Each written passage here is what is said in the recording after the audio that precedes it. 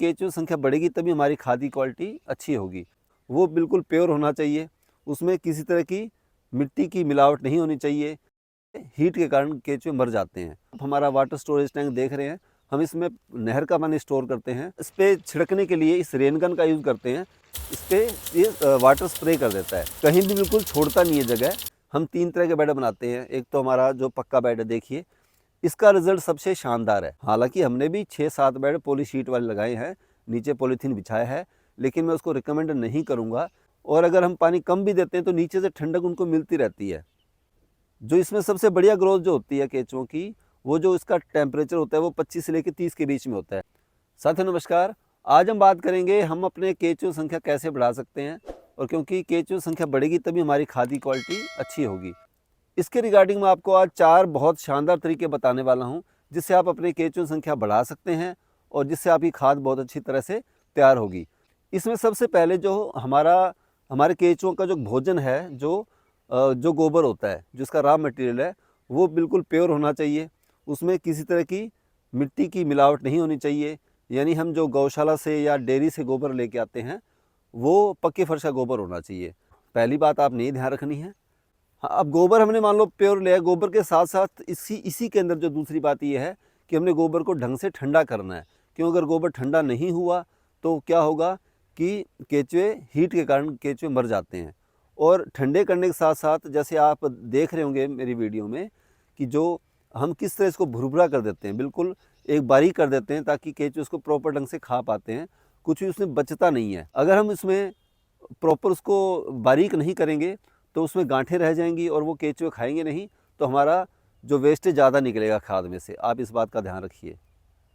जो मैं दूसरा इसका उपाय बताने वाला हूँ ये है कि एक तो इसमें जो हम पानी देते हैं वो पानी कैसा होना चाहिए, और दूसरा पानी देने का तरीका कौन सा होना चाहिए। तो इसके बारे में बताता हूँ मैं आपको। जैसे आप हमारा वाटर स्टोरेज टैंक देख रहे हैं, हम इसमें नहर का पानी स्टोर करते हैं, तो हो सके तो नहर का पानी दीजिए।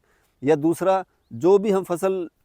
जो फसलों को पानी दिया जा रहा है वो भी उपयुक्त होता है, लेकिन बेस्ट जो रिज़ल्ट आएगा आपको वो नहर के पानी का आएगा। अगर हो सके तो नहर का पानी ही दीजिए, अगर आपके पास नहर के पानी की अवेलेबिलिटी है तो। और इसके साथ साथ जैसे मैंने आपको बताया कि पानी देने का तरीका, तो जैसे मैं आपको दिखाता हूँ हमारा जो तरीका क्या है पानी देने का। तो साथियों, हम जो पानी अपना इस पर छिड़कने के लिए इस रेन गन का यूज़ करते हैं, तो ये जो है ये पूरे जो हमारे यहाँ पे 12 बेड लगे, इस 12 बेड को प्रॉपर ढंग से इस पर ये वाटर स्प्रे कर देता है और इक्वली स्प्रे करता है। आप जैसे देख पा रहे होंगे, कहीं भी बिल्कुल छोड़ता नहीं है जगह। तो इसके लिए इसका रिज़ल्ट बहुत शानदार है। और दूसरी तरफ आप जब जैसे हम पाइप से देते हैं, तो पाइप से देते हैं तो देखिए कैसे अब कहीं ज़्यादा पानी गिर जाता है, कहीं पानी कम गिरता है। तो उससे क्या होता है कि जहाँ उनको ज़्यादा मॉइस्चर मिलेगा वहाँ केचुए ज़्यादा हो सकते हैं, और जहाँ पे पानी अगर नहीं गिरता वहाँ पे सूखा रह जाता है, तो उसमें क्या होता है, वहाँ पे खाद प्रॉपर ढंग से केचुए नहीं बनाते हैं। तो इस बात का ध्यान रखें। हाँ जी, आगे मैं आप तीसरा जो तरीका बताऊँगा, जो तीसरा हम उपाय हमारा केचुए बढ़ाने का या हमारी खाद अच्छी तैयार हो उसके लिए क्या है कि जैसे हम जो बेड बनाते हैं, जैसे मैंने आपको मेरी वीडियो में पहले बताया है, हम 3 तरह के बेड बनाते हैं। एक तो हमारा जो पक्का बेड है, देखिए इसका रिज़ल्ट सबसे शानदार है। ये शानदार क्यों है? क्योंकि क्या होता है कि अगर ठंड होती है तो ज़्यादा ठंड हो जाती है अगर हम पॉली शीट लगाते हैं। तो इसलिए मैं पॉली शीट को, हालांकि हमने भी 6-7 बेड पॉली शीट वाले लगाए हैं, नीचे पॉलीथीन बिछाया है, लेकिन मैं उसको रिकमेंड नहीं करूँगा। अगर हो सके, हमारा बजट है तो हमें पक्का बेड बनाना चाहिए। और अगर नहीं बना सकते तो हम उसको नीचे से कच्चा ही रख लें तो ज़्यादा बेटर है। नीचे अगर हम कच्चा रखेंगे, जैसे आप देख रहे होंगे, जैसे हमने ये कच्चा बेड बनाए हुए हैं, तो ये कच्चे बेड से क्या होता है कि अगर पानी अगर ज़्यादा भी लग जाता है तो क्या होता है, वो पानी नीचे ज़मीन में चला जाता है। और अगर हम पानी कम भी देते हैं तो नीचे से ठंडक उनको मिलती रहती है। और जब ज़्यादा बरसात हो जाती है तो उसमें क्या होता है, हीट पैदा होती है, तो उससे वो बच जाते हैं। इसी तरह सर्दी में भी यही होता है। अगर ऊपर ज़्यादा ठंड है तो केंचुए नीचे ज़मीन में चले जा सकते हैं, क्योंकि ज़मीन में थोड़ी गर्माइश होती है। तो इसीलिए मैं कच्चे बेड्स को ज़्यादा रिकमेंड करता हूँ।